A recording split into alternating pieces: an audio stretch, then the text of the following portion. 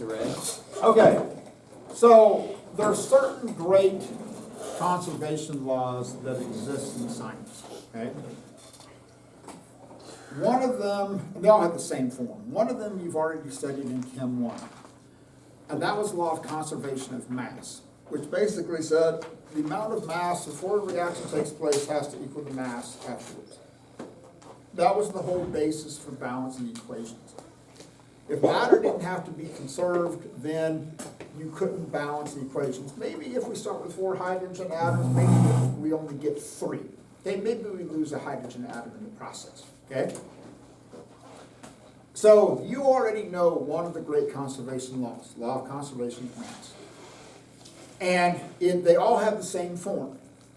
Law of conservation of mass says the mass before a chemical reaction has to equal the sum of all the masses afterwards. Conservation of momentum means the same thing. The only difference is instead of mass, you insert the word momentum.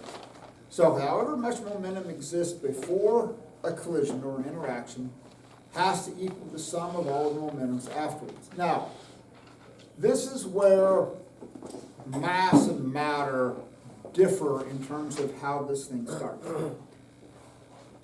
For the law of conservation of matter to really work, you have to have like some type of mass to begin with. Like you have to have 2 hydrogen atoms reacting with an oxygen atom to produce water, okay? You have to have something to start with, okay? Because if you don't have something to start with, then you don't have a reaction. Momentum's different, okay? So your initial momentum could be equal to 0. So here's the classic example. So you have 2 people on ice skates, and they're facing each other like this, okay? So they're at rest. So you've got Susie and you've got Tom, okay? So Susie and Tom are sitting, they're at rest.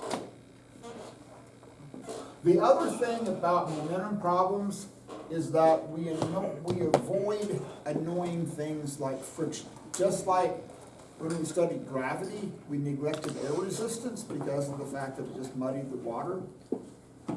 We didn't have to worry about terminal velocity and all that other stuff. So the same thing is going to happen with conservation of momentum problems.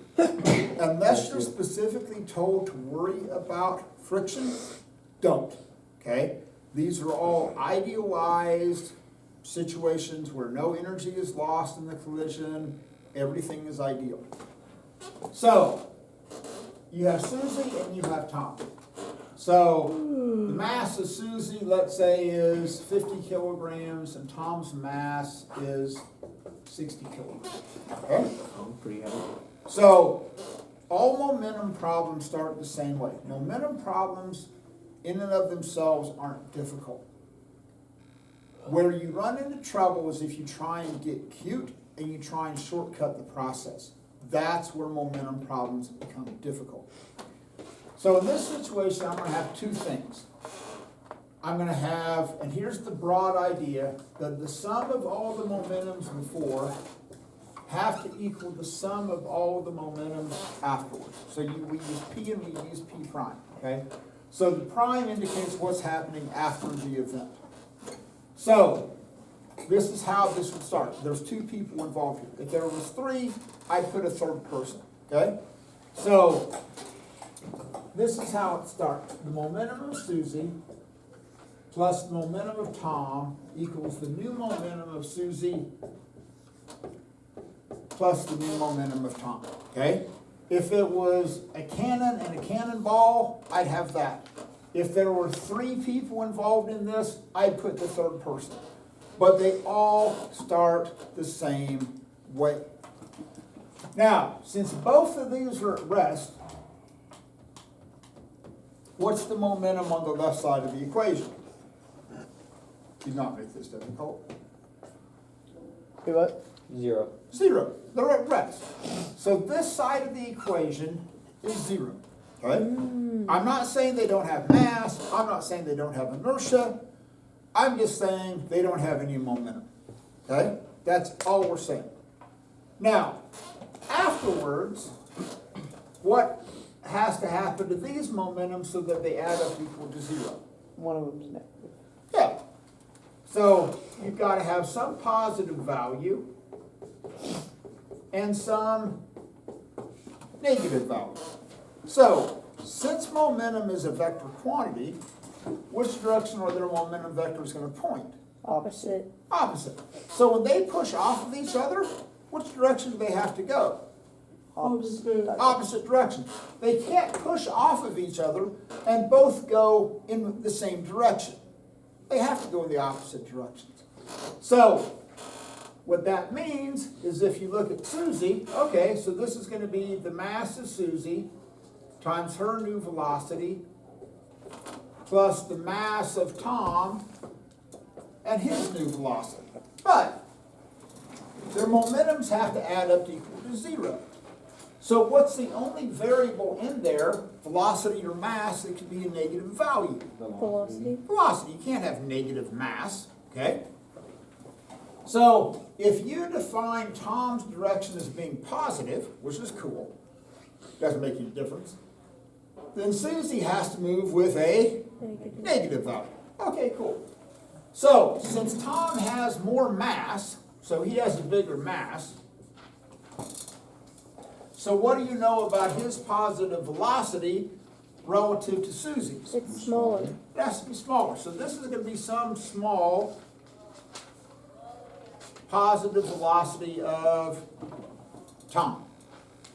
Susie has a smaller mass, so she's going to have a bigger negative velocity, so that these two values add up to zero. Okay? Got that. Now, you can also look at this in terms of a momentum time graph. Initially, the system's going to start at zero, and I don't want you to think that. I do not want you to begin to formulate this idea that all momentum problems start at zero. They absolutely do not, okay? This one just happens to.